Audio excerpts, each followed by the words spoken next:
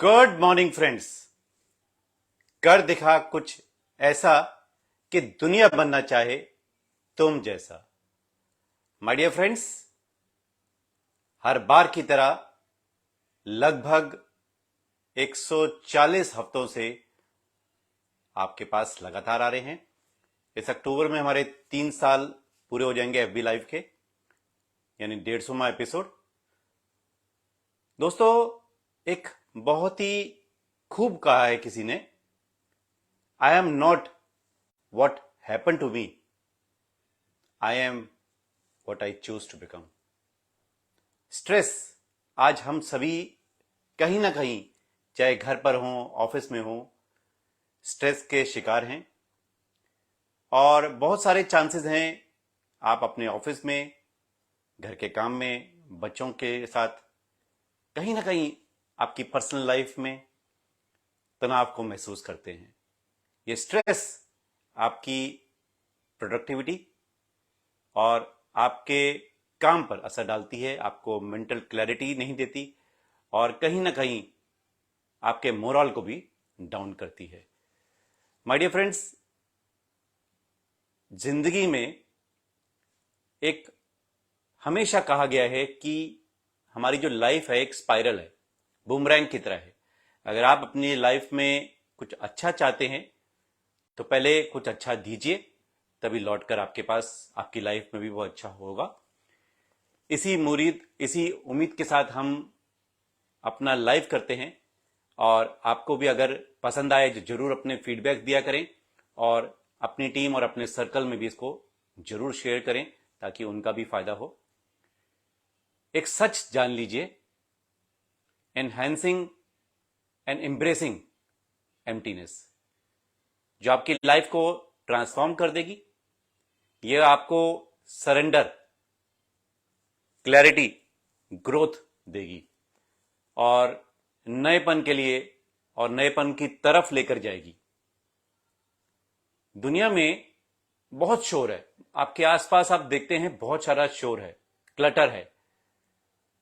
Most important, empty your mind, be like water. Bruce Lee एक महान fighter रहे हैं, मोटिवेशन में माने जाते हैं। उनकी इस कहावत पर आज हम बात करेंगे। जिंदगी जीने के लिए एक सही रास्ता है ये एम्प्टीनेस। ये हमें रिफ्लेक्ट, रिलीज और रिन्यू का मौका देती है। हम सभी एक गलती करते आ रहे हैं और शायद जाने में और अनजाने में दुनिया और सोसाइटी ने जो हमें नाम, शोहरत और लेबल्स दिए हैं, हम उसके साथ और उसके पीछे पीछे भाग रहे हैं, जबकि वास्तविकता इसके विपरीत है, डिफरेंट है। ट्रांसफॉर्मेशन के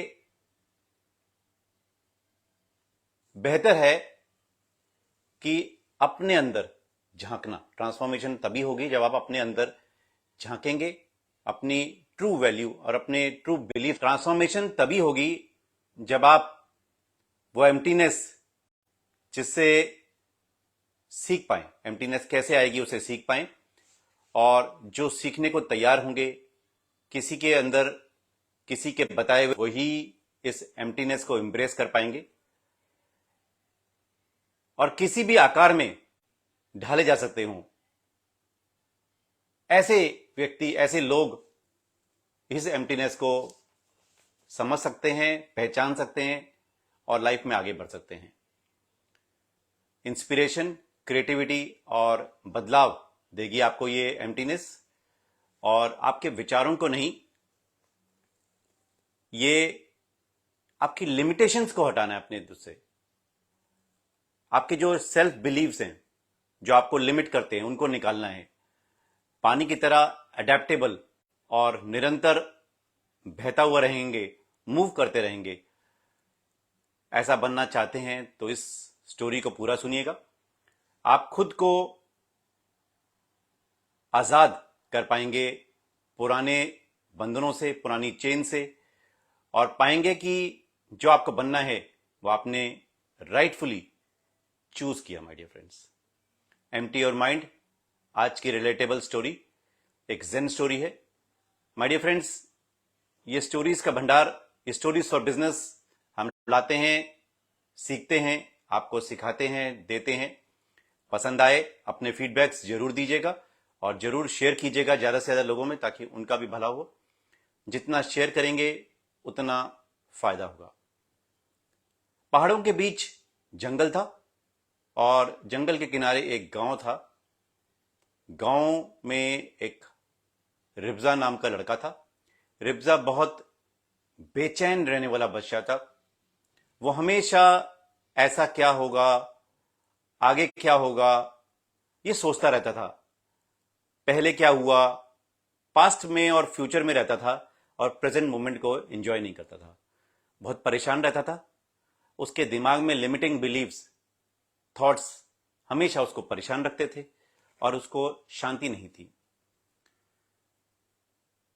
एक दिन गांव में चर्चा हो रही थी और उसने सुना कि दूर पर्वतों के बीच एक आश्रम है जहां पर एक सिद्ध बाबा रहते हैं और बाबा बहुत ज्ञानी हैं और वो लोगों को उनकी परेशानियों का समाधान बताते हैं और बाबा के पास सभी समस्याओं का हल है। रिब्जा मठ पहुंचा और महात्मा के आगे झुककर सलाम किया।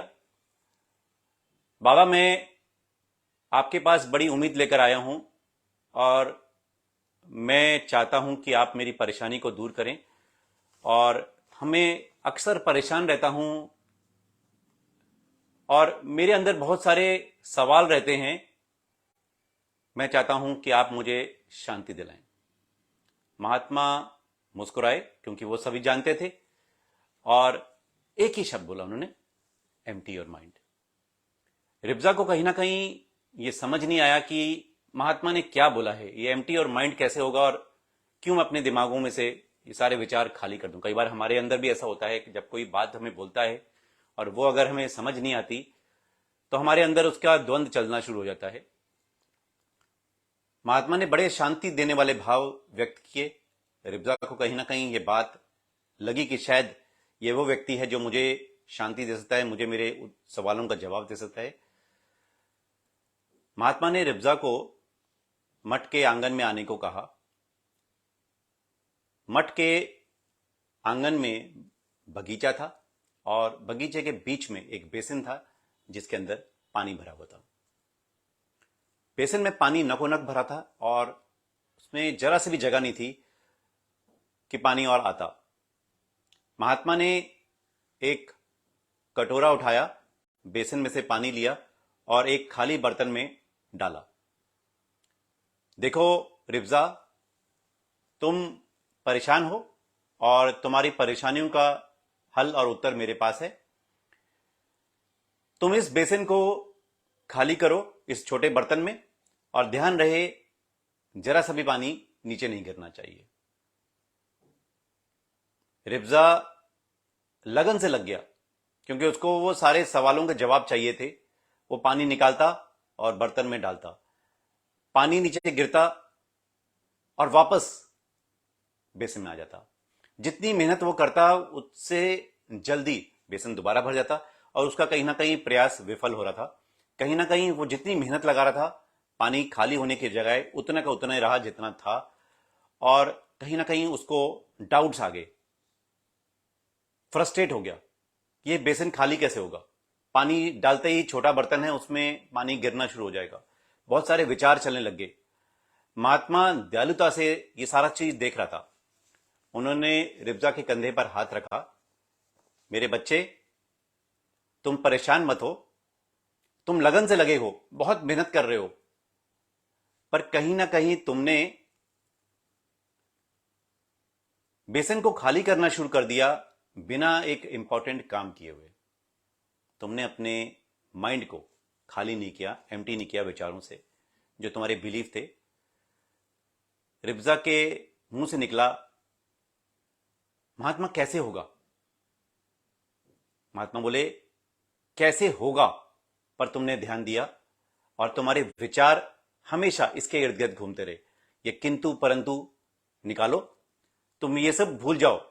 सब किंतु परंतु, हाउ, वाई, सिर्फ अपना ध्यान टास्क पे लगाओ, याद रखो और खाली करने में ध्यान रखो, और कैसे होगा इस पर मत ध्यान दो। रिब्जा एक लंबी सांस लेता है, महात्मा की कही गई बातों को ध्यान रखता है। अब वो आराम से इंजॉय करता हुआ पानी निकालता है। अब कोई विचार उसके दिमाग में नहीं चल रहे थे, क्योंकि उसको लग रहा था जो महात्मा बोले हैं वो करना है। उसके जो एक्शंस थे वो फ्लो में आ गए, और फ्लो में आते ही एफर्टलेस हो गए, क्योंकि अब वो हर बार जब पानी निकालता, पानी की एक एक आवाज उसके कानों में पड़ रही थी। बेसन अब रिब्जा के साथ कहीं ना कहीं रिस्पॉन्ड करने लग रहा था। बेसन खाली हो चुका था, और मास्टर बोले, रिब्जा, जब तुमने अपना दिमाग खाली किया, एम्प्टी किया, तो यूनिवर्स तुम में फ्लो करने लगा। वो सारी पावर्स जो तुम में थी वो आ गई, जिसका नतीजा तुम देख रहे हो। तुम्हारा लक्ष्य एक हो गया, और इसी कारण तुम वो कर पाए जैसा मैंने कहा था। ये सही है दोस्तों, पावर्स आर विद इन अस। 5 टिप्स जो जाते जाते देना चाहूंगा, आपके काम आएंगी। हो सके तो शेयर जरूर कीजिएगा, और आपके फीडबैक्स हमेशा हमारे साथ हमें मोटिवेट करते हैं नेक्स्ट स्टोरी के लिए। पहला tip, meditation. My dear friends, अपने विचारों को शांत करने के लिए ये मेडिटेशन, ध्यान लगाना बेहद जरूरी है। बिजी लाइफ में, ऑन द गो में, जब मौका मिले 5 मिनट, 10 मिनट, 15 मिनट, जितना टाइम हो सके ध्यान में बैठिए, और अपने अंदर अपने विचारों को मॉनिटर कीजिए। Second, deep breathing. ये ब्रीदिंग टेक्निक आपके मन को शांत करेगी और तनाव को दूर करेगी। डीप ब्रीदिंग, अपने ब्रीदिंग पर कंट्रोल कर लेंगे तो एक साधु की तरह, एक मॉन्क की तरह आप बन जाएंगे। बेचैनी, चिंताएं दूर हो जाएंगी। Third most important, digital detox. आज इंफॉर्मेशन के ओवरलोड है हम सभी पर। बेटर रहेगा दिन में थोड़ा टाइम के लिए सोशल मीडिया पर जाकर बंद कर दीजिए, क्योंकि ये सोशल मीडिया पे जितना ज्यादा रहेंगे कहीं ना कहीं ये आपको परेशान करेगा। डिजिटल डिटॉक्स करें अपने आप को, जितना जरूरत हो, जितना महसूस करें बस उतना ही रहें, और उससे ज्यादा नहीं। जर्नलिंग, ये बहुत इंपॉर्टेंट है। अपने विचारों को लिख डालिए, अपनी चिंताओं को लिख डालिए, सॉल्यूशंस 100% निकलने शुरू हो जाएंगे। जब आप लिखना शुरू करेंगे, जर्नलिंग करेंगे, ये जर्नलिंग आपको नया नजरिया देगा और नए रास्ते निकालेगा आपके लिए। And last, nature walk. दोस्तों, प्राकृतिक से जुड़ें, एक्सरसाइज करें, और ये समय बताया हुआ आपको पीस और कनेक्ट करेगा, और आपको आपकी लाइफ में आगे लेकर जाएगा। उम्मीद करूंगा ये एम्प्टीनेस की स्टोरी आपको पसंद आई होगी। आपके लाइक, कमेंट, फीडबैक्स का इंतजार रहेगा। और my dear friends, most important, जाते जाते विश यू वेल्थ।